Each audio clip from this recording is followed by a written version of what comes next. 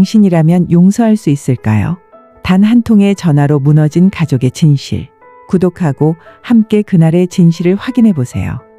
저는 올해로 결혼 9년 차, 초등학교 1학년 아들을 둔 평범한 주부입니다. 이 사연을 써야 하나 망설임이 많았습니다. 너무나 평범했던 제 인생이 하루아침에 무너져 내릴 줄은 정말 몰랐거든요. 그날은 남편이 장기 해외 출장을 준비하던 날이었습니다. 무역회사에서 일하는 남편은 늘 바쁘게 살았습니다. 가족에게는 따뜻한 남편이자 다정한 아빠이고 책임감 또한 강한 사람이었어요. 그런 남편이 이번엔 몇 달짜리 장기 출장을 간다며 짐을 싸고 있었습니다. 아침부터 식사를 준비하고 남편의 와이셔츠를 다리며 분주히 움직이고 있었는데 제 휴대폰에 낯선 번호 하나가 뜨더군요. 누구지? 하고 받으려는 순간 문자가 도착했습니다. 너의 과거를 알고 있다. 불륜녀가 잘도 얼굴 들고 사는구나. 순간 심장이 쿵 내려앉았습니다. 손이 떨려 문자를 몇 번이나 다시 읽었습니다. 도대체 이게 무슨 말인가요? 저는 그런 과거가 없습니다. 단 한 번도 의심받을 행동을 한 적이 없었습니다. 그때 마침 남편이 방으로 들어왔습니다. 무슨 일이야? 표정이 왜 그래? 그의 물음에 아무렇지 않은 척 휴대폰을 뒤로 숨겼지만 순간 진동이 울렸고 남편의 시선이 화면에 꽂혔습니다. 뭐야? 남편은 제 손에서 휴대폰을 빼앗아 문자를 읽었습니다. 순식간에 그의 얼굴빛이 변하더군요. 이게 뭐야? 너 이게 무슨 뜻이야? 저는 얼이 빠져. 나도 몰라. 방금 처음 온 거야. 잘못 온 문자일 거야. 그렇게 말하면서도 목소리가 떨렸습니다. 억울했지만 남편은 제 말을 믿지 않았습니다. 그날 남편은 짐을 싸면서도 내내 말이 없었습니다. 식탁에 마주 앉아 밥을 먹는 동안에도 그는 휴대폰을 손에 쥐고 문자를 반복해서 읽더군요. 잘못 온 문자라는데 왜 이렇게 신경 쓰는 거야? 저는 답답해서 물었지만 그는 고개를 들지 않았습니다. 요즘 이상한 문자 받는 사람 많잖아. 그럴 수도 있지. 제가 웃어넘기려 하자 남편은 낮게 한숨을 내쉬며 말했습니다. 잘못 온 문자라면 다행이지. 근데 불륜녀라는 말 이상하잖아. 그런 단어를 아무나 쓰겠어? 그 말에 저는 숨이 막혔습니다. 당신 지금 나 의심하는 거야?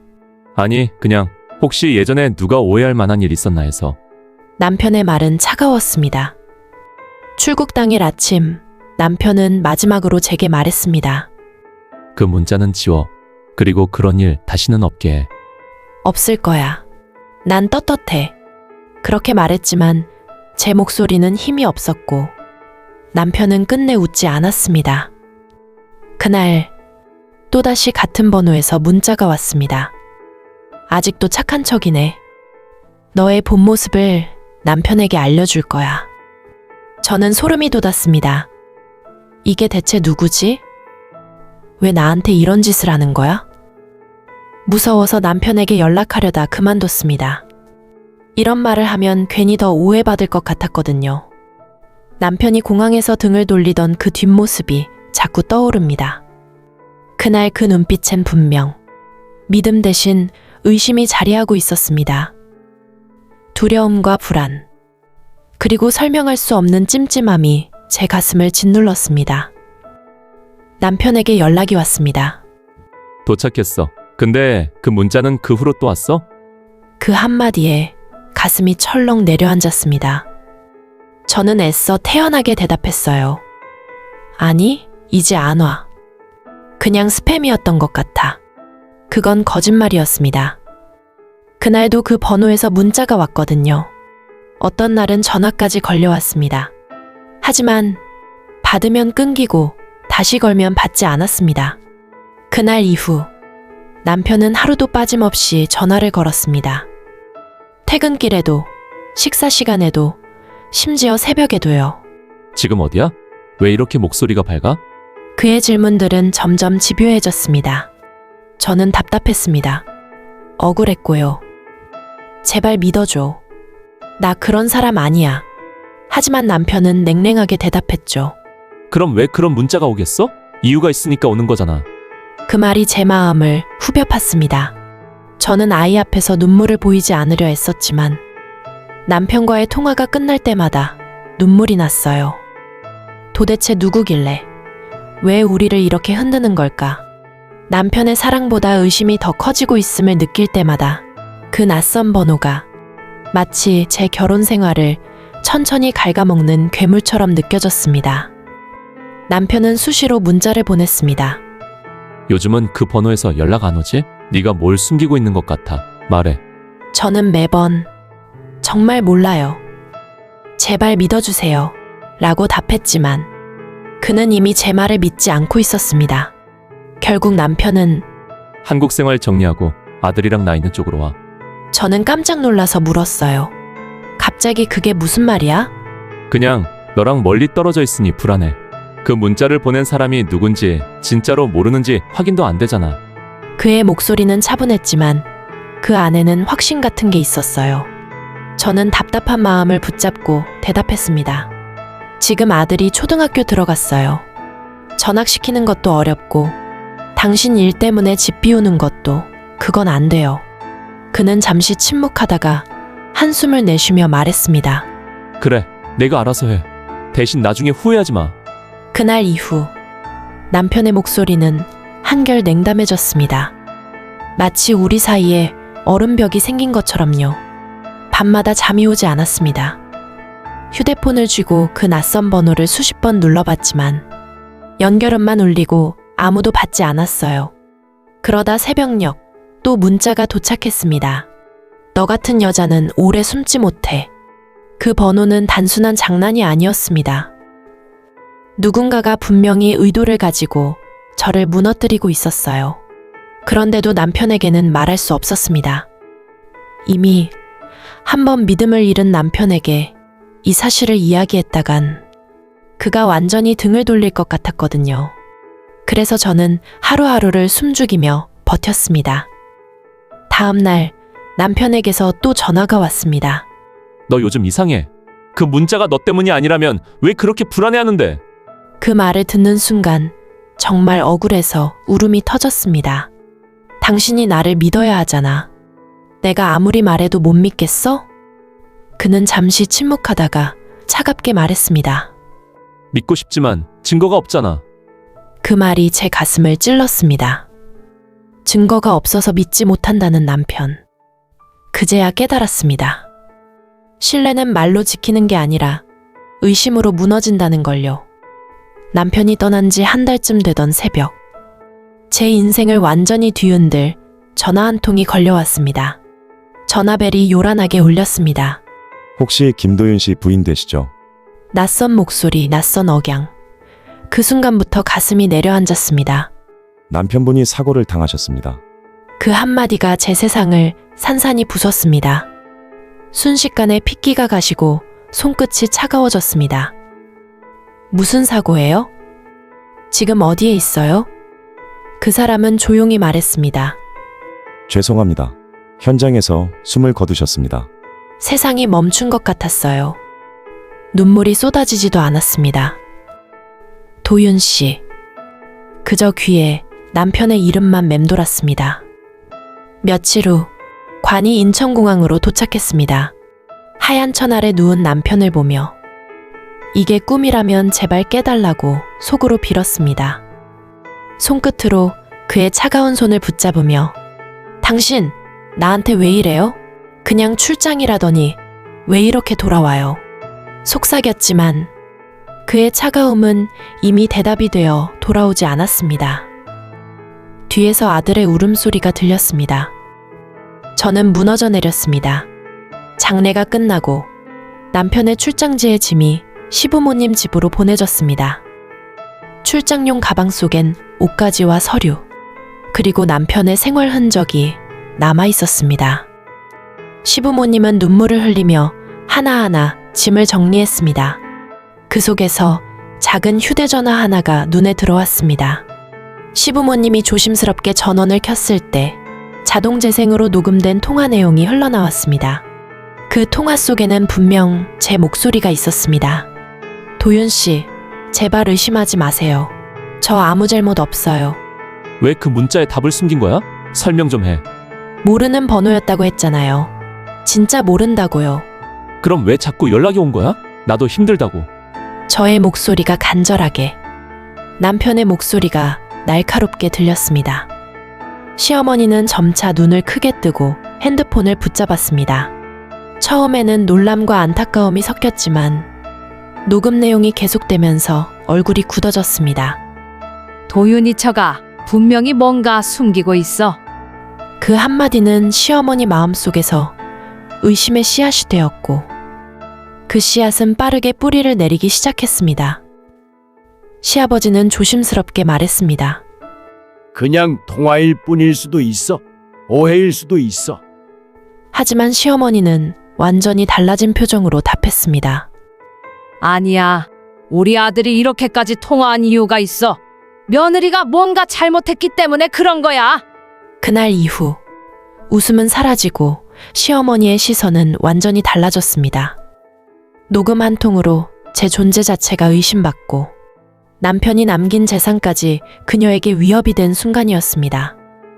그 의심은 단순한 오해에서 시작되었지만 점점 현실로 다가와 제 삶과 아들의 삶을 조여오기 시작했습니다. 저는 그 사실을 알지 못한 채 남편이 남긴 슬픔과 시어머니의 냉정한 눈빛 속에서 매일 숨을 쉬는 것조차 버거운 나날을 보내고 있었습니다. 시어머니의 눈빛은 점점 더 차가워졌습니다. 처음에는 통화 녹음을 듣고 의심하는 정도였지만 이제는 의심을 넘어 집착이 되어 있었습니다. 그녀의 목표는 분명했습니다. 보험금과 아들이 남긴 재산을 절대 저 여자가 차지하게 둘 수 없다. 며느리를 믿지 못하는 마음은 점점 극단으로 치닫았습니다. 그리고 시어머니는 결국 손자의 유전자 검사를 진행하겠다고 결심했습니다. 그러나 현실은 복잡했습니다. 남편은 이미 세상을 떠났고 그의 DNA를 직접 확보할 방법은 없었습니다. 그럼에도 시어머니는 물러서지 않았습니다. 절대 포기하지 않아. 그 결심 속에는 슬픔보다도 재산과 친자에 대한 집착이 강하게 배어 있었습니다. 결국 시어머니는 몰래 계획을 실행했습니다. 손자와 시아버지를 대상으로 북의 유전자 검사를 진행한 것입니다. 시아버지는 당황했지만 시어머니의 단호함 앞에 어쩔 수 없이 협조했습니다. 검사 결과가 나오기까지의 며칠 동안 시어머니는 아들의 사진을 손에 쥐고 밤새 눈물을 삼켰습니다. 며칠 후 검사 결과지가 도착했습니다. 시어머니는 손을 떨며 봉투를 열었습니다. 북에 불일치. 그 안에 적힌 글자를 확인하는 순간 몸이 굳어버렸습니다. 역시 전현이 내 아들을 속였어. 말은 떨렸고 눈빛은 차갑게 굳었습니다. 그녀에게 아들의 죽음은 단순한 재산과 보험금 상실이 아니었습니다. 모든 것이 배신과 속임수로 연결된 증거였고 그 분노는 곧 행동으로 이어지기 시작했습니다. 그날 밤 시어머니는 내 피가 아니라면 절대 한 푼도 못 줘. 그 말에는 사랑이나 슬픔이 없었습니다. 단지 집착과 분노만이 남아 있었습니다. 그 후 시어머니가 변호사를 찾아갔다는 이야기를 들었습니다. 손자의 북의 유전자 검사 결과를 근거로 남편이 남긴 유산과 사망보험금을 제게서 빼앗기 위해서였습니다. 그녀는 단호하고 냉정했습니다. 하지만 변호사는 차분하게 말했습니다. 북의 불일치 검사 하나만으로는 유산을 모두 빼앗기 어렵습니다. 법적 효력이 충분치 않아 추가 증거나 상황 정리가 필요합니다. 그 말을 들은 시어머니는 눈을 부릅뜨며 이를 악물었습니다. 그렇다면 그냥은 억울해서 사회적으로 망신이라도 줘야겠어. 그녀의 분노는 법적 한계를 넘어 사회적 압박으로 이어지기 시작했습니다. 며칠 후 학교 시간 무렵 아들과 함께 집으로 돌아가던 길, 학교 앞에는 이미 시어머니가 기다리고 있었습니다. 손에는 서류 봉투가 들려 있었고 표정은 날카롭고 차가웠습니다. 여기서 공개적으로 밝힐 거야. 모든 사람들이 너의 정체를 알게 될 거다. 순식간에 시어머니는 서류 봉투를 저에게 내던졌습니다. 이거 봐라. 뻔뻔하고 더러운 년. 아이의 작은 손을 꼭 잡으며 저는 당황했습니다. 주변에 있던 학부모와 학생들의 시선이 우리를 향했습니다. 떨리는 손으로 서류를 집어들었습니다. 눈을 크게 뜨고 글자를 확인하는 순간 마음이 얼어붙었습니다. 그 안에는 아들의 부계불일치 결과가 적혀 있었습니다. 이건 분명 뭔가 잘못된 거야. 나는 이런 짓을 한 적이 없어. 이건 억울해. 눈물이 갑자기 쏟아졌습니다. 아들의 손을 꼭 잡고 있으면서도 억울함이 목구멍을 막았습니다. 주변 사람들의 시선이 부담스러웠지만 그보다 더 큰 건 남편의 죽음 이후로 이어진 시어머니의 끊임없는 의심과 공격이었습니다. 이건 잘못된 거야. 나는 아니야. 수없이 되뇌면서 눈물이 흘렀습니다. 시어머니는 그 모습을 보고도 멈추지 않았습니다. 모두 봐라. 이 여자가 우리 아들을 속였어. 내 아들의 재산을 빼앗으려 했어. 그 말이 울려 퍼지는 가운데 저는 아들을 더욱 꼭 끌어안았습니다. 심장이 뛰고 머릿속이 하얘졌습니다. 하루 종일 마음이 무겁고 답답했습니다. 남편이 떠난 뒤 남겨진 흔적은 너무 작고 시어머니의 압박과 의심은 날마다 더 커지고 있었습니다. 다음 날 가장 친한 친구가 집에 찾아왔습니다. 그녀는 차분하게 말했습니다. 이대로 포기하면 안 돼. 남편의 물건 중에 뭐라도 남아있을 거야. 그걸 찾아야 진실을 밝힐 수 있어. 그 말에 힘을 얻은 저는 친구와 함께 다시 집안을 샅샅이 뒤지기 시작했습니다. 출근 가방, 책상 서랍, 작은 상자까지. 그러나 시간이 흐를수록 손에 잡히는 것은 아무것도 없었습니다. 좌절감과 허탈감이 몰려왔지만 친구는 저를 다독였습니다. 조금 더 생각해봐. 남편이 항상 중요한 걸 두던 곳이 있지 않았어? 그 순간 문득 한 곳이 떠올랐습니다. 남편이 타던 차. 사고 이후로 한 번도 들여다보지 않았던 바로 그 차였습니다. 지하 주차장으로 내려가 차를 열고 트렁크를 살피기 시작했습니다. 처음에는 별다른 흔적이 없었지만 구석에 낡은 사우나 가방 하나가 눈에 들어왔습니다. 가방을 열자 남편의 칫솔과 면도기가 그대로 있었습니다. 친구와 함께 숨을 고르고 저는 그 안에 남은 흔적들을 확인했습니다. 그날 바로 우리는 남편의 칫솔과 아들의 DNA를 활용해 유전자 검사를 진행했습니다. 며칠 뒤 검사 결과가 도착했습니다.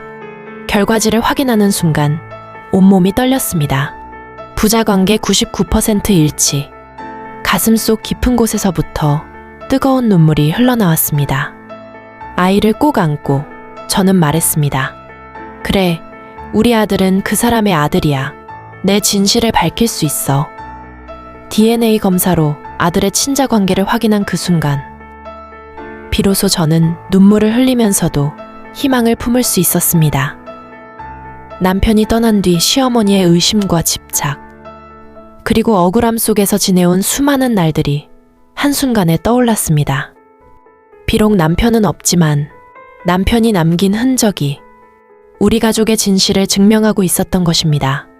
아직 싸움의 시작이지만 이제 우리는 확실한 무기를 가지게 된 셈이었습니다. 그동안 시어머니가 저에게 퍼부은 말들, 뻔뻔하다, 더럽다, 네가 내 아들을 죽였다. 그 모든 모욕이 머릿속에 생생히 남아 있습니다. 밤마다 그 목소리가 귓가를 때렸고 억울함에 잠들지 못하는 날들이 이어졌습니다. 하지만 이제는 두렵지 않았습니다. 진실을 손에 쥔 이상 그동안의 멸시를 그대로 되돌려줄 차례였습니다. 저는 마음속으로 다짐했습니다. 이제는 숨지 않겠다. 진실로 그녀가 쌓아올린 거짓의 성을 무너뜨리겠다. 남편과 아들의 DNA 검사 결과를 손에 쥐고 마침내 시어머니에게 맞서러 가려던 순간 저는 발걸음을 멈추었습니다. 잠깐, 왜 시아버지와 아들의 DNA는 불일치일까? 그 의문이 머릿속을 떠나지 않았습니다. 남편과 아들은 명백히 부자 관계인데 시아버지와 아들은 북의 불일치라니. 모든 퍼즐 조각이 갑자기 흔들리기 시작했습니다. 저는 DNA 검사기관에 자문을 요청했습니다. 돌아온 답변은 저를 또 한 번 세상과 단절시키는 충격이었습니다. 북의 불일치는 시아버지가 남편의 친부가 아닐 가능성도 있습니다. 그래서 저는 또 한 번 검사를 의뢰했습니다. 남편과 시아버지, 그리고 시어머니. 세 사람의 DNA를 함께 비교하는 검사였습니다. 며칠 뒤 결과를 손에 쥔 순간 심장이 요동쳤습니다. 숨이 가빠왔지만 이제 끝을 볼 때가 되었다는 확신이 들었습니다. 그날 저는 서류 봉투를 들고 시어머니의 가게로 향했습니다. 문을 열자 그녀는 여전히 거만한 얼굴로 저를 노려봤습니다. 여기까지 와서 또 무슨 억지를 부리려는 거야?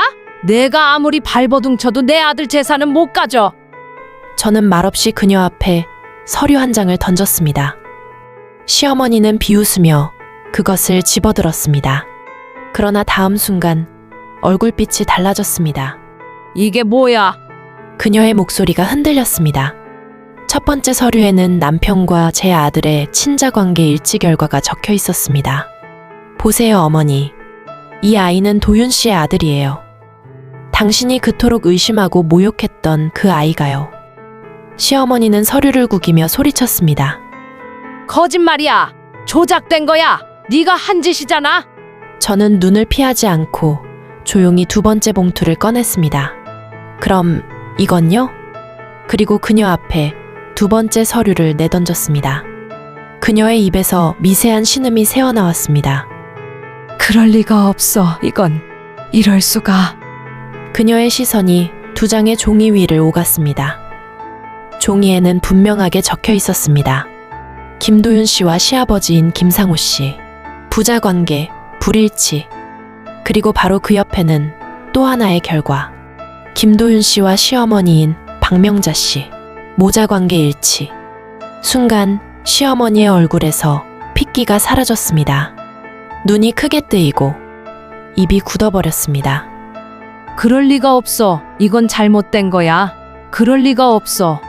목소리가 떨리고 손에 든 종이가 덜덜 떨렸습니다. 저는 조용히 그러나 단단한 목소리로 말했습니다.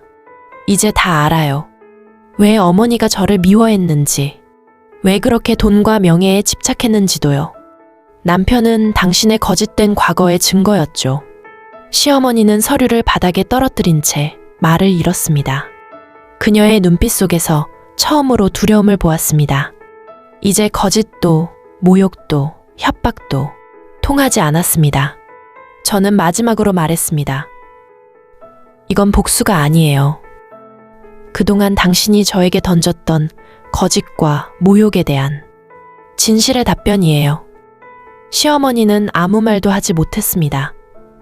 바닥에 떨어진 서류를 멍하니 바라보며 마치 자신이 만든 거짓의 굴레 속에 갇힌 사람처럼 흔들리고 있었습니다. 저는 가게 문을 나서며 뒤돌아보지 않았습니다. 문 뒤에서 들려오는 그녀의 흐느낌이 이제야 끝이 났다는 것을 알려주는 듯 했습니다. 다음 날, 남편이 출장 가기 전 내 휴대전화로 걸려온 낯선 번호. 그 번호가 문득 머릿속에 떠올랐습니다. 그날 그 문자를 보고 표정이 굳어버린 남편. 다음 날의 출장을 끝으로 그는 돌아오지 않았습니다. 이 모든 일의 시작이 바로 그 전화였지요. 나는 조심스럽게 휴대전화를 켜고 차단 목록 속 번호를 하나씩 내려보다 익숙한 숫자 하나에 손가락이 멈췄습니다. 이 번호였어. 몇 번을 망설이다가 전화를 걸었지만 끝내 받지 않았습니다. 그렇게 며칠을 시도하던 어느 날 친구가 말했습니다. 네 번호는 차단된 것 같아. 내가 한번 해볼게. 그녀는 내 대신 전화를 걸었고 긴 신호음 끝에 드디어 한 노년의 여성이 전화를 받았습니다. 누구세요? 친구가 대신 대답했죠. 며칠 전 이 번호로 협박 문자가 왔어요. 이유가 뭔지 알고 싶어요. 처음엔 격앙된 목소리가 들렸습니다. 이제 와서 무슨 낯으로 전화해. 당신 박명자 아니야? 그 이름을 듣는 순간 심장이 철렁 내려앉았습니다. 박명자, 바로 시어머니의 이름이었습니다. 친구가 서둘러 설명했습니다. 아니요. 이분은 박명자 씨의 며느리예요. 아마 뭔가 오해가 있으신 것 같은데요. 잠시 긴 정적이 흐른 뒤 그녀의 목소리가 한층 낮아졌습니다. 그렇다면 직접 만나서 이야기하고 싶어요. 며칠 뒤 우리는 한적한 카페에서 마주 앉았습니다.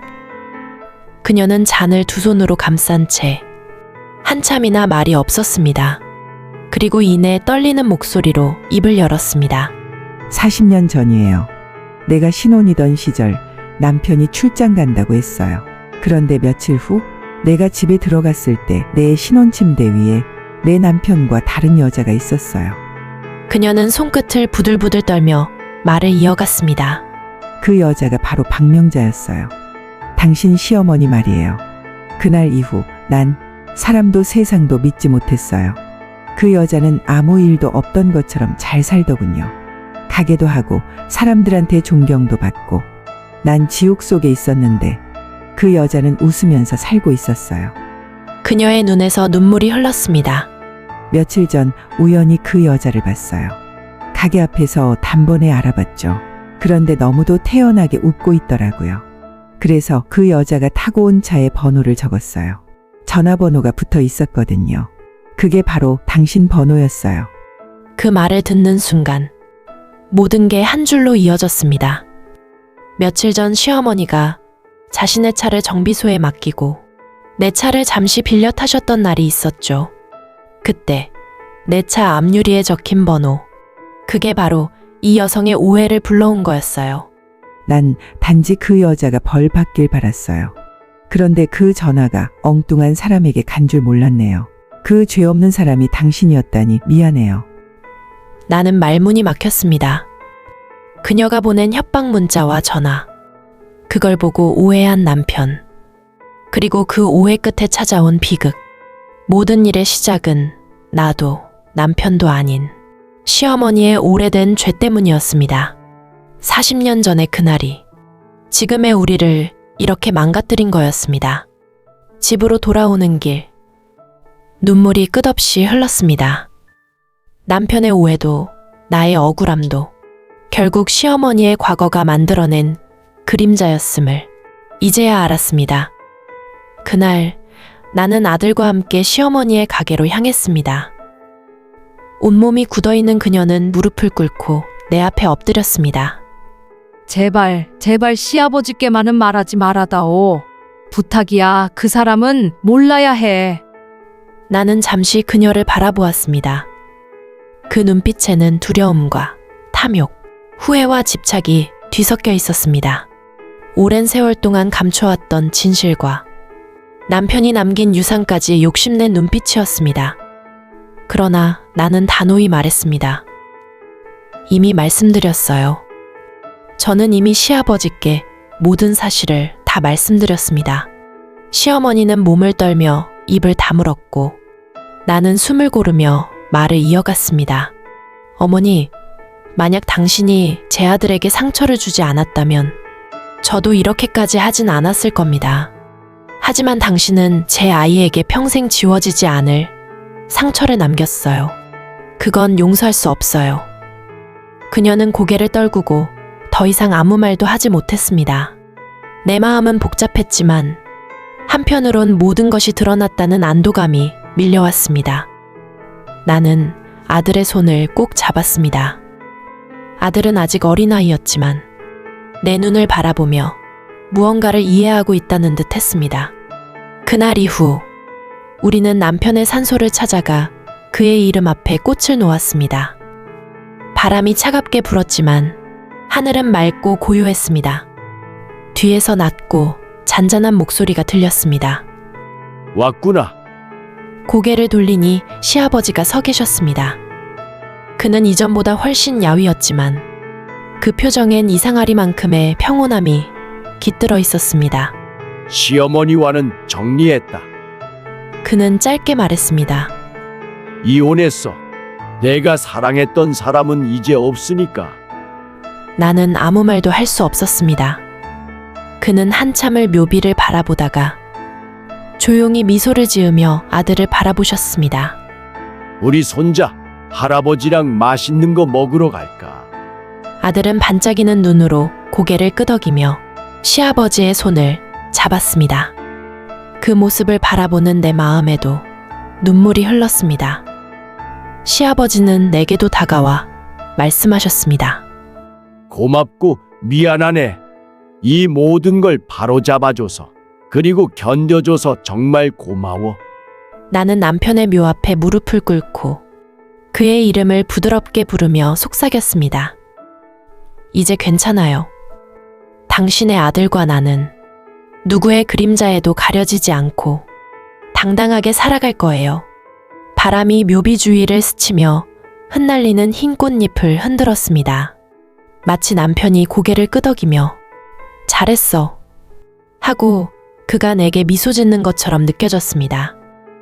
나는 아들을 꼭 안으며 다짐했습니다. 아빠가 지켜주지 못한 것까지 내가 지켜줄 테니까. 앞으로 우리는 흔들리지 않고 살아갈 거야. 그제야 긴 세월의 그림자가 조금씩 걷히는 듯 했습니다. 남은 건 우리, 그리고 앞으로 함께 살아갈 하루하루가 기다리고 있는 듯 했습니다.